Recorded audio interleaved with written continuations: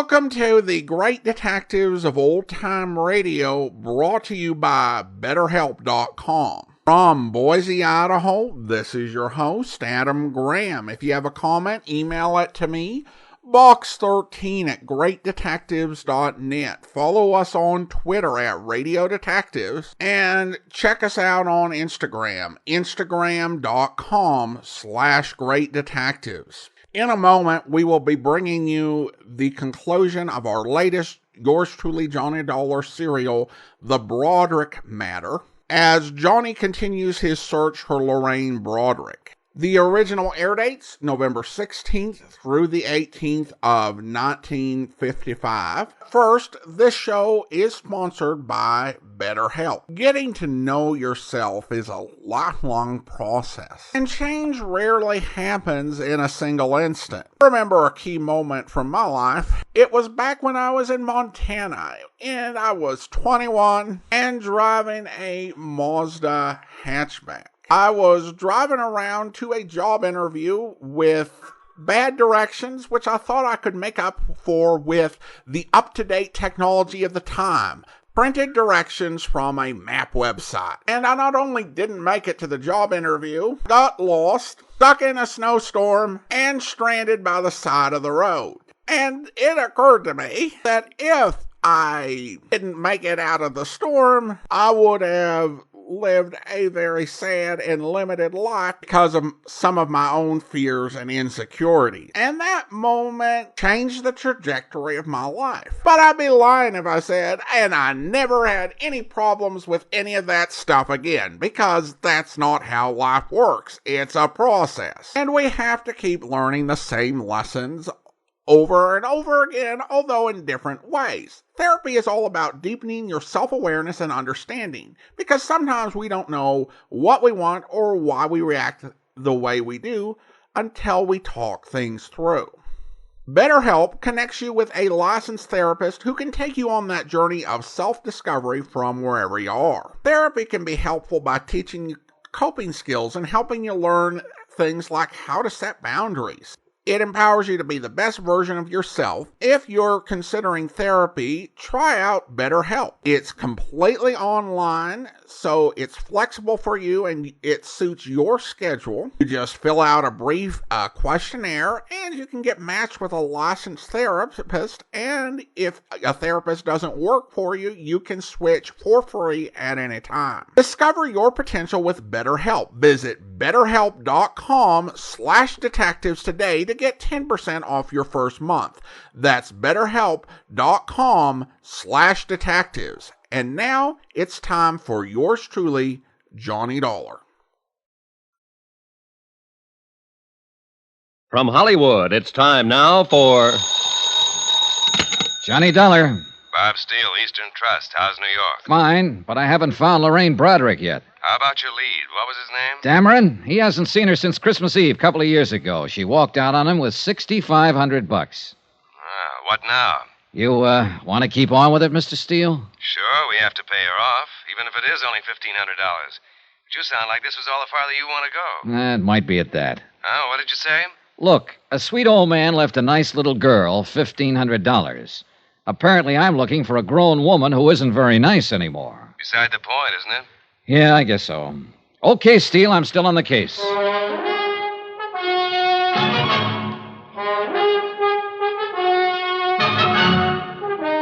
Tonight and every weekday night, Bob Bailey in the transcribed adventures of the man with the action-packed expense account, America's fabulous freelance insurance investigator. Yours truly, Johnny Dollar.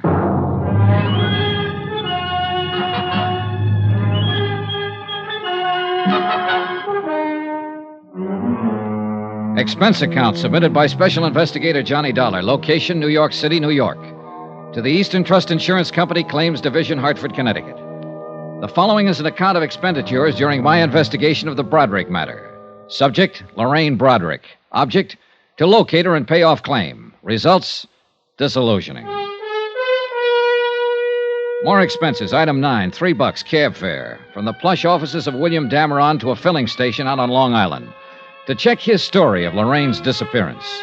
A major oil company owned and operated the filling station where Lorraine Broderick had last been seen. Their payroll records name 3 attendants on duty, Christmas Eve, that is, in 1953. Item 10, $28, more cab fare, and don't squawk about it. I located and interviewed all 3. Enclosed fine statement of Edward Quinlan. Sure, I remember that chick. Better looking than this picture, I'll tell you that. She drove in with this old guy, Dameron, you said, yeah. Well, he hadn't been away from the car 20 seconds before she was out walking down the street as fast as she could, long dress and all. When he come back and asked what had happened to her, I told him. So he went and sat in his car for maybe a couple hours waiting for her to come back. I knew she was gone for good. He knew it too, must have. But he waited. I felt sorry for him. Poor old geezer, even if he did drive a kid. She shouldn't have run out on him like that, Christmas Eve and all.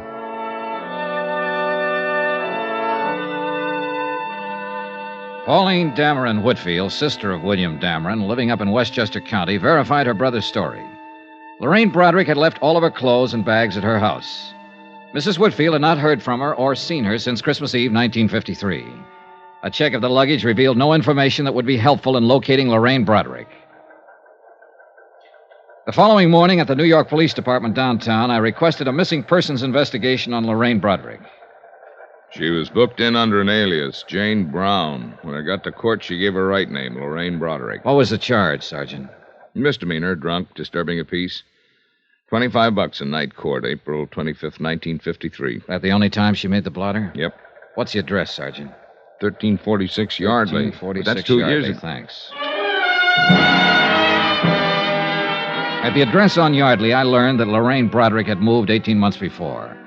Again, there was no forwarding address, but the landlady turned out to be quite talkative. I'm glad she moved away from here, Mr. Dollar. I'd like to help you find her, but I'm awful glad she moved away. Why do you say that, Mrs. Gaines? Noisy. Parties all the time. I run a quiet place, you know. Yeah, I'm sure you do. When she first come here to rent the apartment, I thought she was the quiet type. Nice. She looked like she was just out of finishing school or something like that.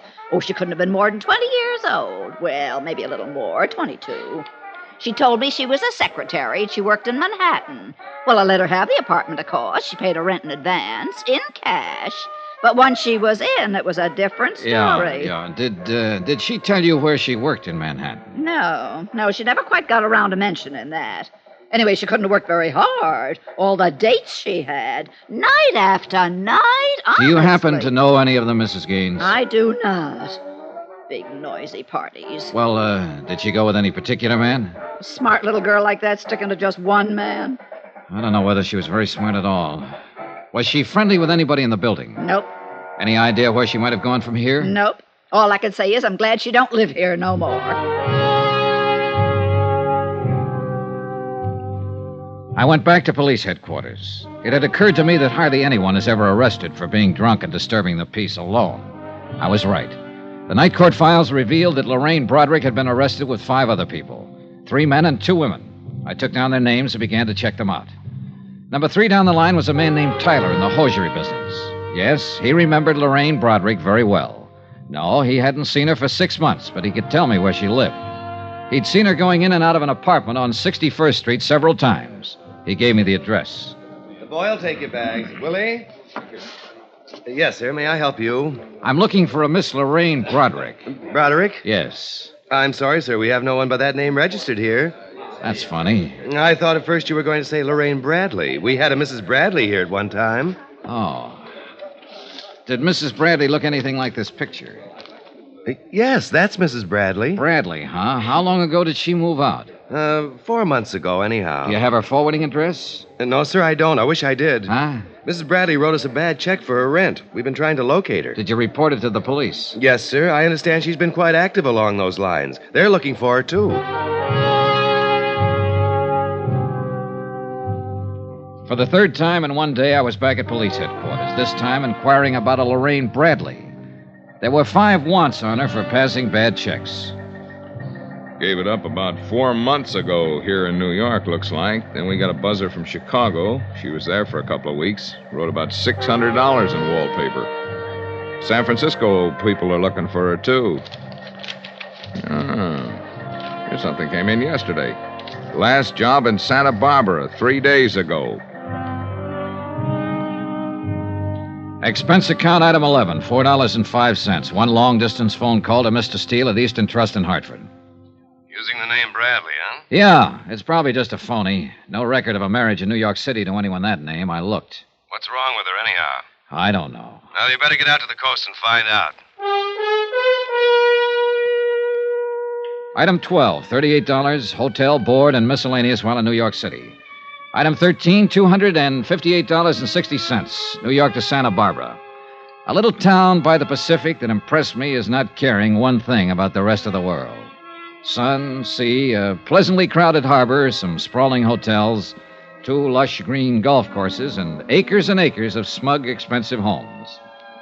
At the police station, a Sergeant Martin was out, so I went over to the Harbor Inn to meet the latest victim of Lorraine Broderick's talents, a hotel operator named Harrington. Tall, gray-haired, slack sport shirt, suntan, and sandals. I suppose I'm avoiding this business and your questions because I still feel quite chagrined about this whole thing. Pretty understandable, Mr. Harrington. On the face of it, you'd think I'd been in the hotel business 30 seconds instead of 30 years, the way she took me. Well, if it's any comfort, she's done the same thing in several cities and as many hotels. No comfort, thank you. She was that good, huh? Brother, she was the best. She pranced in here as big as life, probably didn't have a nickel in the purse. What's more, for the whole 4 days she was here, she didn't break stride once. Only the best of everything. Uh-huh. Let's see, she gave you a check for $813, is that right? Painfully right. And I took it. No questions. Every night in the dining room, she'd order champagne, special dishes. That'd give you some idea of how she carried on. Yeah, I get the idea. I've seen my share of grifters and bad check artists, but she tops them all. Perfume, clothes, luggage, conversation. Can I ask you a question? I'm humiliated already. Go ahead. She checked in here alone, registered as Mrs. Lorraine Bradley, Beverly Hills, right? That's right. Well, now, didn't it strike you as odd that a woman would check in a place like this, a resort hotel, alone, stay 4 days, and meet no one, see no one? You're wrong. She didn't keep to herself. Became friends with at least half a dozen guests in the place. And the way she was throwing my money around, why not? She picked up all the tabs. She threw me off right from the start. Let's talk about that. Start at the top, please. Well, she showed up last Wednesday night in a cab loaded down with luggage. Probably wrote a bad check for that someplace. Probably. She came swinging into the lobby with the cabbie following her. Told the night clerk she wanted to see me. When I came down the stairs, she yelled, "Harry," ran up, kissed me, asked me how my wife was. You beat that. No. One of those tricks that your mind plays on you, I suppose. I actually thought I did remember her from somewhere. Pretty good. What was her story? She said she was on her way back from Lake Tahoe, wanted to rest up. Something about just getting a divorce, being awarded $3,000 a month alimony. That impressed me. It would impress anyone, Mr. Harrington. Did she make up any kind of a story about where she'd met you before? No story. But I got the impression, and of course she saw to it, that she had stopped here before. I wasn't altogether a boob. I did check her home address in Beverly Hills. There was a Robert Bradley listed there, same address she gave. Later on, I found out that he's in Europe with his wife and children. But his name was in the book. Oh, yes. Say, getting back to that part about her being familiar. That's just a good trick on her part, Dollar. Yeah, I did think I'd known her from somewhere, and, well, she also arranged it so that I was too embarrassed to ask her specifically. In all honesty, I suppose I wanted to have known her. Can you explain that? She was about the most beautiful thing I ever saw. She walked through that door right now and told me none of this was true. I'd probably believe her. Mm-hmm. Do you have a copy of her hotel account? I'd like to look it over. Why? Oh, the phone calls, mostly. Maybe she contacted someone we can trace. No phone calls. Here. This check was drawn on a bank in Beverly Hills. Was it personalized? No. Maybe I should have thought something of that. Huh? Oh, not particularly. Well, here's this much. I can't stand to look it over. It makes me kind of sick. $813. I spent another hour with Mr. Harrington as he distastefully covered the items on the bill she'd paid for with that bad check. Later that afternoon, I met with Sergeant Martin, Santa Barbara Police, who reported that a woman answering Lorraine's description had passed bad checks in Burlingame, Santa Maria, and Ojai, California. Expense account item 14, $102.85. Transportation to Monterey and Santa Cruz, where I interviewed 2 other hotel managers who had filed complaints. Their stories were pretty much the same as Harrington's, down to the pretended familiarity, the divorce, and alimony details. Item 15, $4.15. Long-distance phone call, Steele again in Hartford. That you, Johnny? Yeah, Mr. Steele. I've been hopping around all over the state. Policeman in Santa Barbara called here trying to find you, Sergeant Martin. He says he's got a line on her. Huh? He's done it again. Hop down to Malibu Beach. The man who runs the seaside inn there found out her check was bad 15 minutes after she left. Now get started. You shouldn't be more than an hour behind her. Mr. Steele, I'm on my way.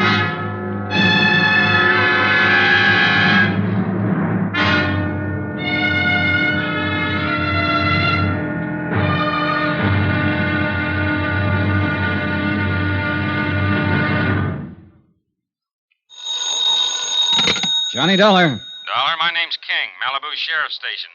Did you leave a message here? Oh, yes, sir. I understand you're looking for Lorraine Broderick. Broderick or Bradley, whatever name she's using. We want her. I'm looking for her, too. Well, what's your connection? I'm an insurance investigator. We've been trying to find her all the way from Hartford. We have to pay off a claim that's due her. Claim? Yeah, that's right. An old man left her $1,500. She doesn't deserve it, not that one. I can't tell him that. He's dead. I'm expecting a little action on it pretty quick. Like to be in on it. Come on over.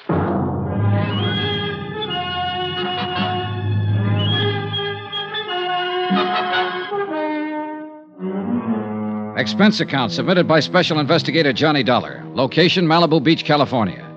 To the Eastern Trust Insurance Company, Claims Division, Hartford, Connecticut. The following is an accounting of expenditures during my investigation of the Broderick matter. More expenses, item 15, $38 even. More transportation. My trip here to Malibu Beach, where I didn't even bother listening to another disgruntled hotel proprietor repeat a bad check story I knew only too well. I went directly to the sheriff's station and Deputy King. Well, that's about the picture, Mr. Dollar. Lorraine Bradley was at the inn 4 days and checked out this morning. Used the name Bradley. Lorraine Bradley. She can't be too far ahead of you now. I hope not. This has been a long, rough chase. While she was at the inn, she took up with one of our local residents, a man named Joe Tappan, who lives over in the beach colony. We know this much. He drove her into town this morning when she checked out of the inn. Have you talked to this man Tappan yet? He hasn't come back yet. When did she leave the inn? Oh, about 10 this morning. Uh-huh. After 2 now. It gives him just about time. He has a house over in the colony. We've got a man there. Colony? Down the road a piece. They call it that because a lot of movie stars built beach homes there 25 or 30 years ago. Movie colony, right in the beach. Oh, this Tappan, is he an actor? Yeah, when he gets work, which isn't very often. Mainly, he keeps suntan. Excuse me. Sure. Yeah, this King. Oh. Good, right away. Tappan just drove up to his house. Let's go. I went with Deputy King to talk with Joe Tappan. He turned out to be a healthy, muscular man in his mid-30s. By the time we got there, he was in trunks and sunglasses, sitting on a porch at the front of his house. He was a little stunned by the news we brought him. What?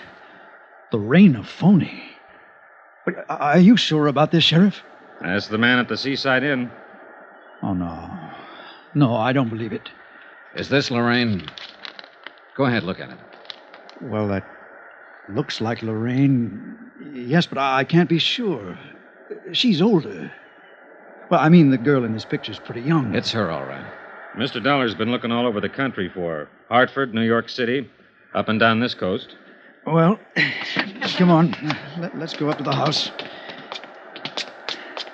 I thought I knew her pretty well. How long did you know her, Mr. Tappan? Well, not long, but I knew her. I really did. When did you meet her? The first night she checked into the Seaside Inn. 4 days, then? Yeah. Want something to drink? No. No, thanks. Well, I think I'll have... No. I don't want to talk about her. We have to talk about her, Mr. Tappan. But I'm sure there's some explanation about the check. She'd have to explain quite a few checks. Right, Dollar? Yeah, that's about it. Mr. Tappan, I understand you drove her into Los Angeles this morning. That's right. I took her to the Beverly Glen Hotel. Did she check in there? No, she just dumped her luggage. She told me she didn't know whether or not she'd have to go to Chicago tonight. Something about a house she owned there that had to be rented or sold. Uh-huh. Did you leave her there at the Beverly Glen? No. She made a phone call and said that she had to meet her lawyer. Did she say where? A bar in Hollywood. The Topper, I think it was, on Cahuenga Boulevard. I drove her over there and left her. When was this? A couple of hours ago, I guess. About noon. How was she dressed? Black, strapless, wore a fur stole. Did she mention any names, tell you anything about herself? Oh, yes. She told me that 6 months ago a little boy was killed in an automobile accident. He was only 2 years old. She said that was the thing that broke up her marriage to this Bradley. Uh-huh. And she told me that she needed to believe in something again. Someone. And that she needed someone to believe in her. Well, there wasn't any little boy or any husband, Mr. Tappan. There have been a couple of men I've talked to, a dentist in Hartford, a businessman in New York, who felt the same way as you do about her. Well, even with what you told me, I believe what she said. Why, she cried a little when she was telling me. Oh, I don't care how you look at me. I don't think that anyone could invent a story that tragic without some sort of basis. A good liar can see a story in a newspaper like that one and adapt it for his own needs. But I am an actor, sir, and I can tell when other people are acting. She wasn't. She... Well, go on, Mr. Tappan. Look, I've got a suggestion for you. What's your name? Dollar. I've got a suggestion for you. Try believing what people tell you sometime. It'll do something with that habit you have of bearing down with your eyes. Okay, the next time I have 2 weeks off. What? See you, Mr. Tappan.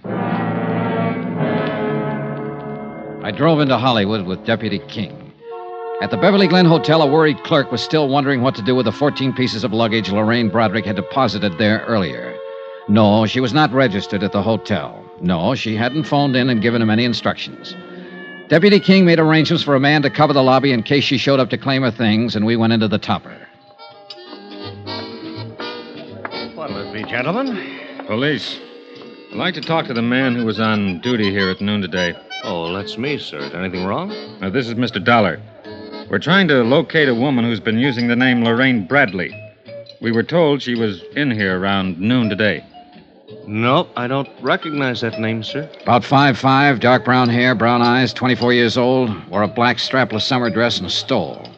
24... No. Nobody like that in all day.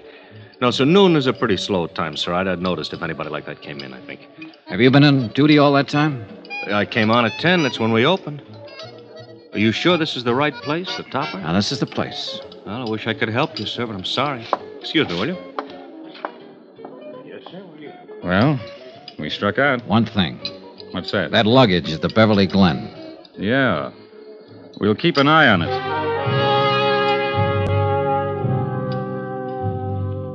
Lorraine Broderick did not return to the Beverly Glen Hotel that day to claim her luggage. The lobby was watched around the clock. Her description was on the Daily Bulletin. Every policeman in Los Angeles was on the lookout for her. I spent my time thinking about the little girl who had helped an old man sell newspapers one afternoon years ago. A little girl with a face like an angel. I didn't feel good about this case. But Joe Tappan felt worse when I went to see him again. Well. Hi. Mind if I come in? What now, Mr. Dollar? Your girlfriend. What about her? I've been thinking about what you told us. So? So maybe you didn't understand what I told you. Now, look I'm here. not pushing my weight around, Tappan. But it seems to me you're a little stubborn in what you want to believe about her. How old did she tell you her baby was that she lost in a car accident? 2 years old. All right. 2 years ago, she was working for a dentist in Hartford, Connecticut. He was pretty much in love with her. She left him flat to take up with a man in the brokerage business in New York. She left him flat. Took $6,500 when she did it. There wasn't any baby in her life then. Her name was Lorraine Broderick. It still is. Now, would you like to see my file on her? I brought it along. No, thanks. I thought I'd better prove that part was a lie. So you proved it. Mind if I sit down? Help yourself. Thanks. Do you have anything else to tell me? I suppose I do, Mr. Tappan, since you don't seem to want to tell me anything. Now, just sit down, please. I've heard every man who knew her describe her, and I think I can understand why they feel the way they do. All I've got is a picture from a high school annual taken when she was 17. That was pretty good. She's 24 now. She must be 7 years better. Anyhow, you're my only hope now. What? Lorraine Broderick can get away from the police for a while. Oh, yeah, she's smart and clever, and she can go right on doing the same thing she's been doing all along, stealing, writing bad checks. But that's police business. My part is to find her and give her something one man left her, an insurance bequest. But it's become more than that now, to find her and stop her, maybe. Look, they'll get her eventually, Tappan. Do you know what 5 years in prison can do to a woman like her? Do you? Well, because I know her and she passed a few bad checks doesn't mean that I'm responsible in any way. You're right, it doesn't. But you're involved just the same. Oh, you're different from just some hotel man who's been tilted. You're a boyfriend. True, just a 4-day boyfriend. But a woman like Lorraine Broderick can do a lot of damage in 4 days' time. Why are you here? What do you want? I'm here to disillusion you, Tappan, because I don't think you're disillusioned enough. Now, just You're a perfect stranger to me. I don't know you from a Grand Rapids chair, but I'm doing you a favor talking to you about Lorraine Broderick. I'm doing you a favor telling you she's a crook and a thief and a forger, and everything she ever told you was a lie. Now and then a woman walks into a man's life that he'd sell his soul for. But all she'll do in return is write you a bad check for it. She's trouble in a great big way, Tappan. You know it as well as I do. Well, what do you want me to do? Apologize for meeting her? I'll be satisfied if you tell me where she is. What? And stop lying. Now, look here. I've listened to all I want to Lorraine listen to. Broderick never went to that bar in Hollywood you were talking about yesterday. You didn't drop her off there. No one there has ever seen her. And she's the kind who could walk around the polo grounds with 50,000 other people and still be seen. Now, where did you take her? Where is she now? Could it be fixed so she wouldn't know I told you? I suppose so. She's at the Wentmore downtown, registered under the name of Evelyn Brady. Oh, this beats me, Dollar. I just don't understand it. What do you mean? What you told me is true. I know that. But an hour ago, she called me up here and she said, "Joe, I love you." Now, that sounded true, too. And I told her that I loved her. Now I'm turning her in. What kind of crazy world do we live in?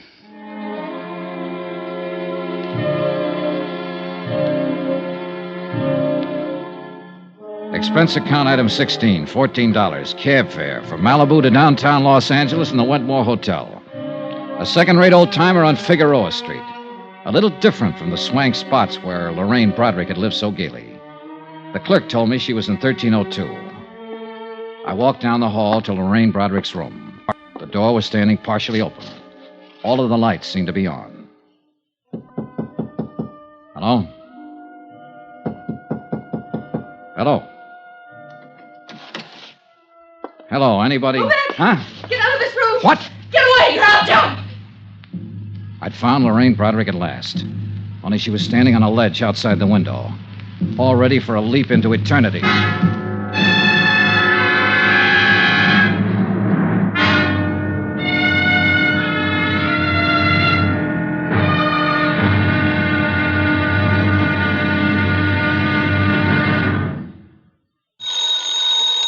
Johnny Dollar. Room 1302. This is the desk clerk. I have a call here. Never mind the call. You call the police. You call the what? Call the police and tell them to hurry. There's an attempted suicide up here. Who is this? Shut up and do as I tell you. Now, just a minute. It won't do you any good. It won't do you any good at all. Wait a minute. Police, you, who cares? I'm going to jump anyhow.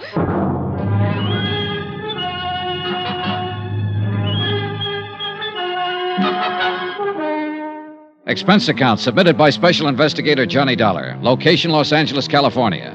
To the Eastern Trust Insurance Company Claims Division, Hartford, Connecticut. The following is an accounting of expenditures during my investigation of the Broderick matter. An old man in Hartford died and left $1,500 insurance money to a little girl who had been nice to him one afternoon back in 1943. My job, get the money to her. Even if she might take it and jump off the 13th floor ledge of a building. Don't come any closer. I'll jump. Lorraine. Don't come any closer. It's cold out there. Don't you think you should come inside? I'm going to jump. Stay away now. Don't try to grab me. All right. All right, I'll do anything you say, Lorraine. Okay. What are you doing? Taking off my coat. Standing out there, it must be cold. Here. You take my coat. Don't come close. I'm not. I don't want your coat. All right, Lorraine. I never saw you before in my life. How do you know my name? I've seen you. No, you haven't. I remember people. And watch out. Just going to light a cigarette. I can light a cigarette, can I? Do you want one? No. Can I have one? Suit yourself. Are you a policeman? No. Where did you see me? In a picture. In your high school annual at St. Charles. St. Charles? What do you know about St. Charles? What's your name? Johnny Dollar? Are you from Hartford? Yes. Let me see your face in the light. Over there. Don't come near this window. Don't come near, or I'll jump right down there. That's right there. No, you aren't from Hartford. I never knew you. You're lying to me. No, I'm not. As room clerk of this hotel, I'm entitled to know... Oh. Go away! Get out of here! Get out of here or I'll jump! What? Get out. Go on, get out. Yes. Did you call the police? No, but I will. I heard you tell him about the police. I don't care. They can't stop me.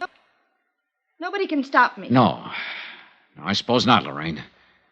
You can jump any time you want to. I can't stop you. I wanted somebody to call the police. I want them all down there. When the crowd's big enough, I'll jump. And I'm not afraid to do it. I'm not afraid. I know that. Lorraine, why don't you come away from the edge? I won't hurt you. Everybody hurts me. You would, too.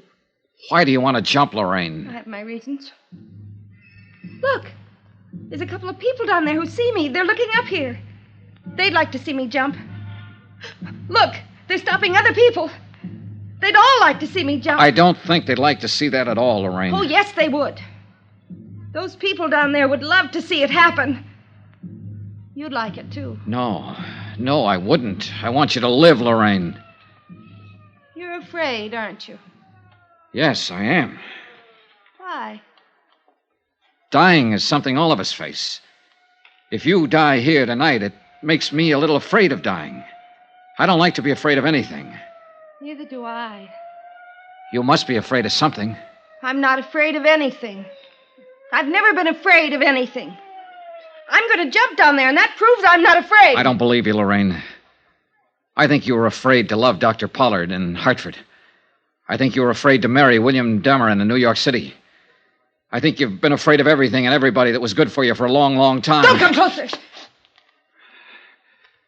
Would you like to talk to a priest, Lorraine?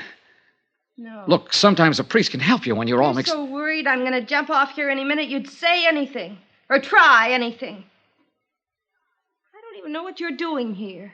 Why you came here. I told you, Lorraine, I've been looking for you. Tell him to go back! Tell him all to go back or I'll jump! Go back. Go on back, you crazy fools. Get back. It's all right. They aren't coming. I don't want anybody here. A lot more people down there in the street now. Oh, they're getting the big lights up here. Golly. Lorraine, look at me. Look toward me. What? I want to help you, Lorraine. Nobody wants to help me. Nobody's ever wanted to help me. You're wrong. Then why did Mama and Daddy die? Why did they have to die? Why did Uncle Jim die? Why was I left alone? Why didn't I have anybody? You did have somebody. You had Dr. Pollard if you wanted him. You had William Dameron. Did you meet William? Yes, sure, last week. He's still very much in love with you, Lorraine. After I stole money from him and walked out on him? Oh, the money meant nothing to him. He still loves you, Lorraine. He told me so. I don't love him. I never loved him. He thought so. He was just nice. Why did you leave him that way? I'm no good. I never have been. You know. I've never been any good to anybody. You're lying to me about him. Would you like to talk to Dameron? I can get him on the phone. No, I don't want to talk to him or to anybody. I know. But after I jump, you can tell him something for me. Sure. Tell him I meant to send the money back to him. I didn't. You can tell him I loved him. He'd feel good if you told him that, I think. All right. Go back! I don't care who you are! Go back or I'll jump right now! Wait! Close that hall door. If you want to see me jump, you'll have to watch from the street, down there with the others. Close it! Was he a policeman? I suppose so. I don't know. He looked foolish. Oh, Lord, he looked foolish. Yeah, well, we all look foolish at one time or another. It passes. Do I look foolish? Yes. Yeah, you look foolish. You're not going through with this. You know that for the first time in my life, I know exactly what I want to do, how I want to do it. I'm going to jump.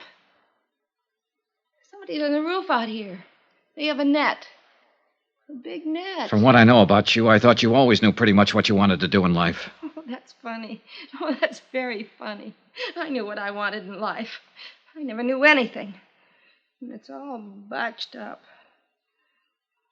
Mom and Daddy died. I should have died, too. I should have been with Mama and Daddy when they were killed in the car. Well, it won't be long. I'll be with them. I won't be tired anymore pretty soon.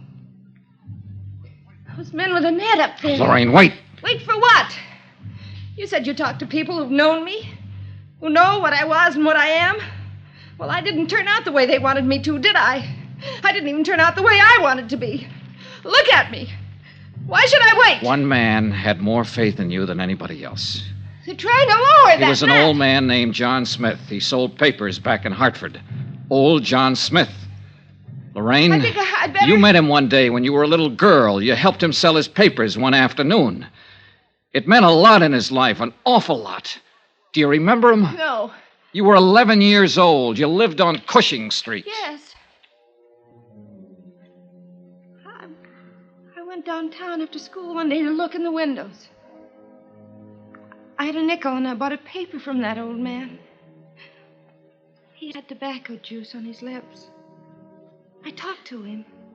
He told me all about selling papers.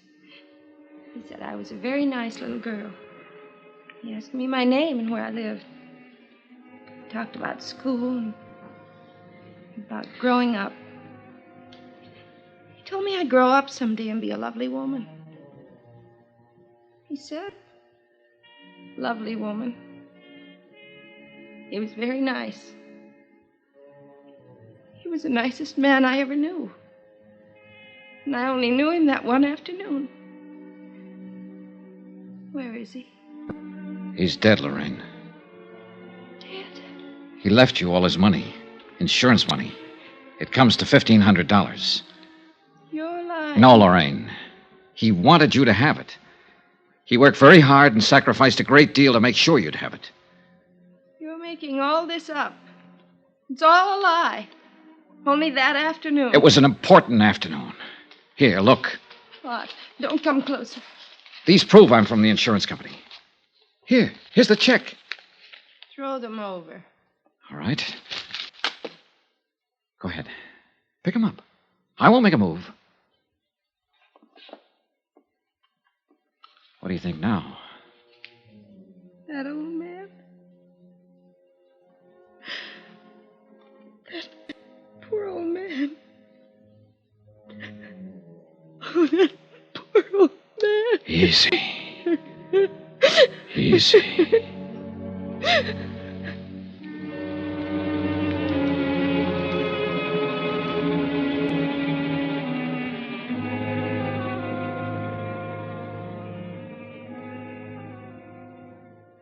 Expense account item 17, $5.50, martinis. I needed them. It was my first and I hope my last half hour with an intended suicide. Attach find insurance check payable to Lorraine Broderick for $1,500. The psychiatrist who examined her believed that she will make a complete recovery in time. Until such time, she's not classified as a responsible person. I notified 2 parties of the events at the Wentmore Hotel. 1, Mr. William Dameron in New York City, who arrived in Los Angeles yesterday morning. 2, Joseph Tappan, who has already secured legal counsel for Lorraine Broderick when she answers the bad check charges against her. As you know, in matters like this, restitution is usually preferred to prosecution. Expense account item 18, $185. Transportation back to Hartford. Total, $1,132.14. Yours truly, Johnny Dollar.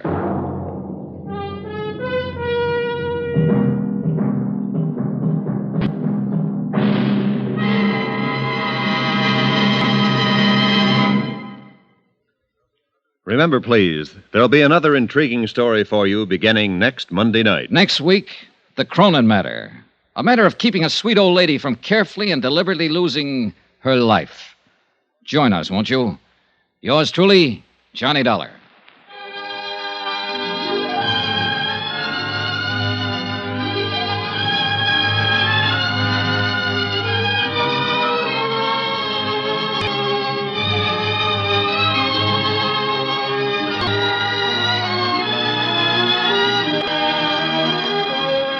Yours truly, Johnny Dollar, starring Bob Bailey, is transcribed in Hollywood. Written by John Dawson, it is produced and directed by Jack Johnstone. Heard in this week's cast were Eleanor Audley, Barbara Eiler, Virginia Gregg, Carleton Young, Harry Bartell, Herbert Ellis, John Dehner, Marvin Miller, Tony Barrett, Frank Gerstle, Chester Stratton, and Lawrence Dobkin. Musical supervision by Amerigo Marino. Be sure to join us on Monday night, same time and station, for another exciting story of yours truly, Johnny Dollar. Roy Rowan speaking.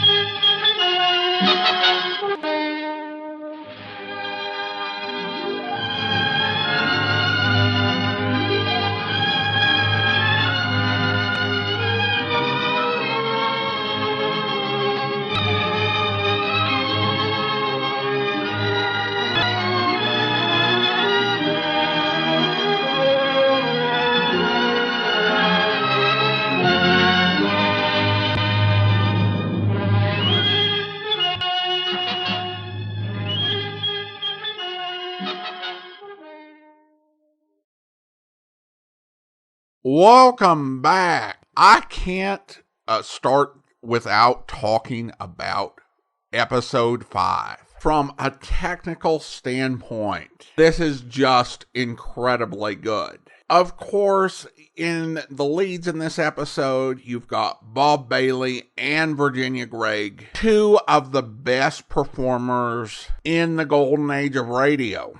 And if you were to make a highlight reel of their performances, this episode would belong front and center. However, let's also not forget Jack Johnstone's direction, because I think that's really key to what makes this work. Now, this entire serial is based on two stories, primarily the Thelma Ibsen matter, with some details added from the Emily Braddock matter. The Thelma Ibsen matter also has the ledge scene. Although it's a little bit shorter, they can expand upon it, and let me just go ahead and talk about it in isolation as its own thing. I think it's a pretty darn good scene. John Lund plays into that more gentle and softer take on Johnny Dollar.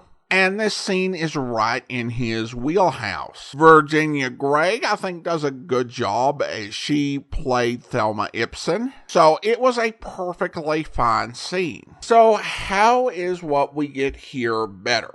Mainly, it comes down to Bob Bailey and some of the behind-the-scenes decisions by Jack Johnstone. Now, the way that Bailey played it different than Lund is Lund played it with compassion, with concern, and Bailey has that, but there's a little bit extra, and there's a sense of desperation about this, which bleeds over really beautifully in these scenes where the hotel clerk is being obtuse and through his blunder putting Lorraine's life at risk. There's some intense desperation that Johnny is trying to hide, and Bailey playing it that way makes it so much more interesting. And I think that Virginia Gregg is slightly more intense, and I don't know whether she is responding to Bailey's performance or if Johnstone asked for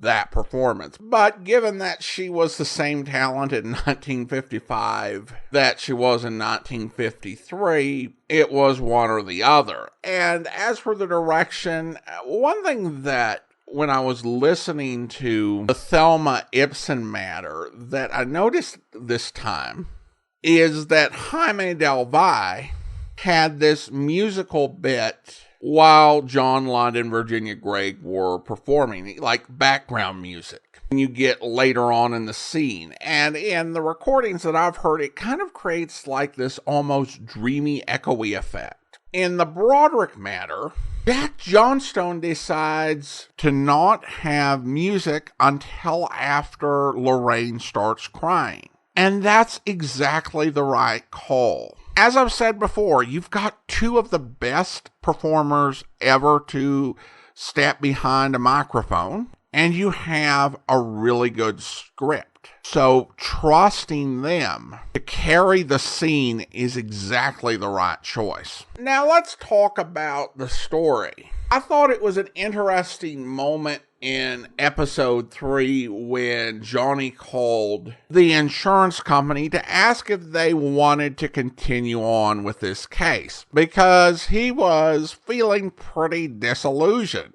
And I think the audience could relate to that. I remember when I first listened to it, I heard the initial opening, and I thought, oh, this is going to be a nice little case. It's such a sweet thing that this old man did.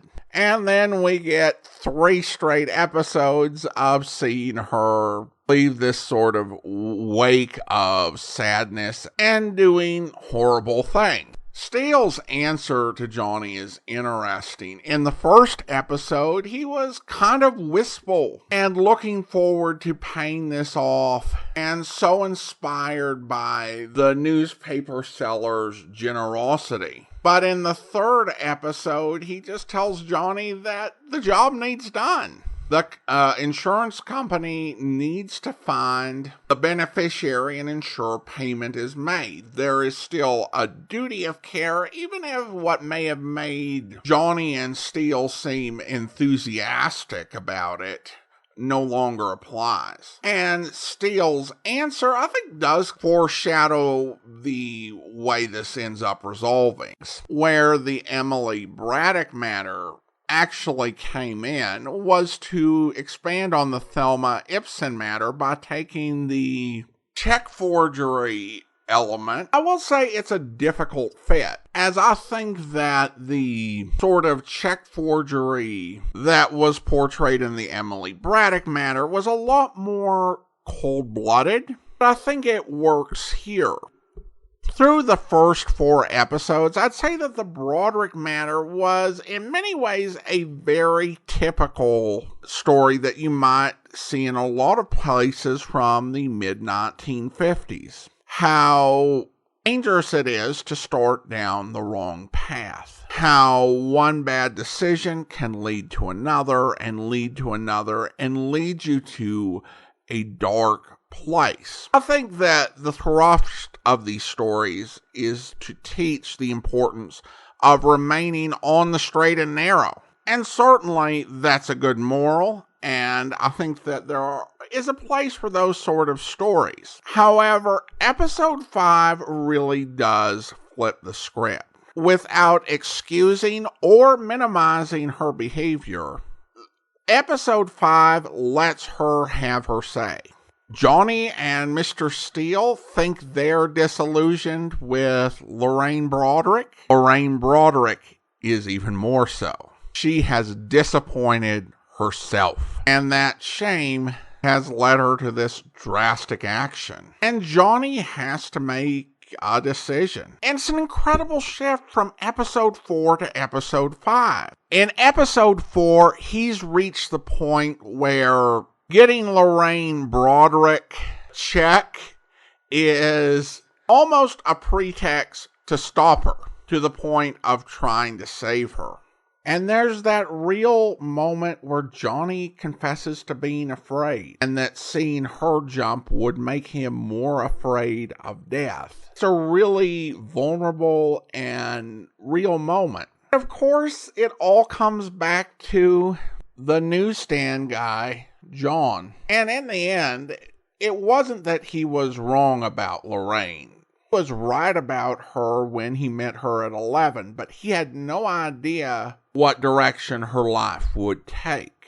Her kindness really meant a lot to him, and his response and kindness in setting aside the insurance policy is ultimately his act of kindness that saves her life. And it really is striking that her kindness when she was 11 and his kind response back, such relatively small gestures, end up making such a big difference in the end. Listener comment and feedback now, and this is all about Alphonse. If you'll recall, I admitted to being a little bit lost with Johnny's line to Inspector Marcus in the first episode of the Lorco Diamonds matter.